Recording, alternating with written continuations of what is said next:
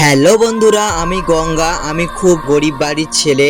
আমার বাবা দিনমজুর, মা অন্য বাড়িতে কাজ করেন। ছোটবেলা থেকে অভাবের মধ্যে বড় হয়েছি। অনেক সময় ঠিক মতো খেতেও পাইনি, তাই সকাল সকাল ঠাকুরের কাছে প্রার্থনা করে কাজে লেগে গেলাম। আমাদের বাড়িটা ছিল কাঁচা মাটির। বৃষ্টির সময় ছাদ দিয়ে জল পড়তো। অনেক দিন এমন গেছে যখন পেট ভরে খেতে পাইনি। মা নিজের ভাগের খাবারটাও আমার সামনে এগিয়ে দিত আর বলতো, আমি খেয়ে নিয়েছি, তুই খা। আমি বুঝতাম মা মিথ্যে বলছে, তবুও কিছু বলতাম না। বাবা দিনমজুর ছিল, সকাল থেকে রাত পর্যন্ত কাজ করত, তবুও সংসারের অভাব কাটতো না। স্কুলে যাওয়ার সময় বন্ধুরা টিফিন আনতো, আমি শুধু জল খেয়ে বসে থাকতাম। তখন খুব লজ্জা লাগতো, মনে হতো আমি বোধহয় সবার থেকে আলাদা। কিন্তু অভাব আমাকে একটা জিনিস শিখিয়েছে, হার মারলে হবে না। আমি ঠিক করেছিলাম একদিন কিছু করব, মাকে আর বাবাকে কাঁদতে দেব না।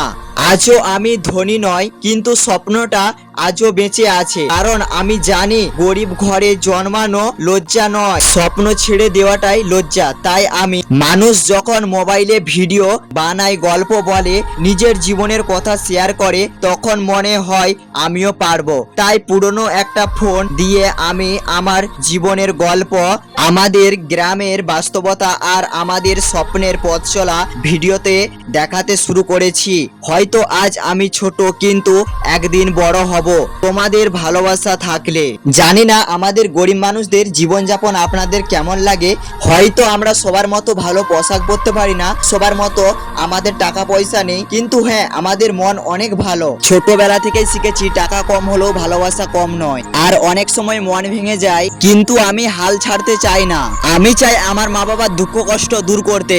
আমি চাই আমার মা বাবার মুখে সবসময় হাসি থাকুক। তাই স্বপ্ন দেখি, চেষ্টা করি আর এগিয়ে চলি। তোমাদের ভালোবাসা আশীর্বাদ থাকলে হয়তো একদিন পারবো। আর আমার গল্পটা আপনাদের হৃদয়ে যদি ছুঁয়ে যায়, পাশে থেকেও সাহস দিও। আর আমার ভিডিওটা কেমন লাগলে অবশ্যই কমেন্ট করে দিও। চ্যানেলে নতুন হলে সাবস্ক্রাইব করে পাশে থেকো, আর ফেসবুক থেকে দেখলে ফলো করে পাশে থেকো। ধন্যবাদ সবাইকে।